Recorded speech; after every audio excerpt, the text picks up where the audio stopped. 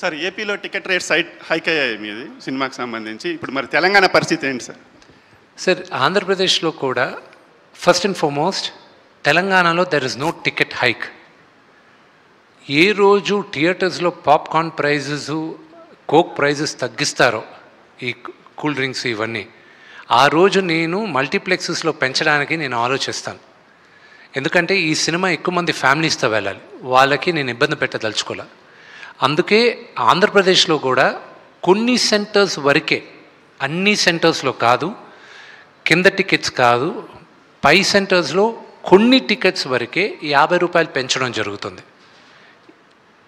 ఫ్లాట్గా అందరికీ 50 రూపాయలు పెంచేది లేదు. మేము రిక్వెస్ట్ చేసింది కూడా ఓన్లీ హై క్లాస్ టికెట్స్కి మాత్రం, బాల్కనీ టికెట్స్ ఇలాంటి వాటికి కొన్ని ఏరియాల్లో, అది అన్ని ఏరియాల్లో, మొత్తం ఆంధ్రప్రదేశ్ అంతా చేయట్లా. అలాగే యునైటెడ్ స్టేట్స్లో కూడా, అమెరికాలో కూడా పిల్లలకైతే ఫ్లాట్గా $12 పెట్టాం.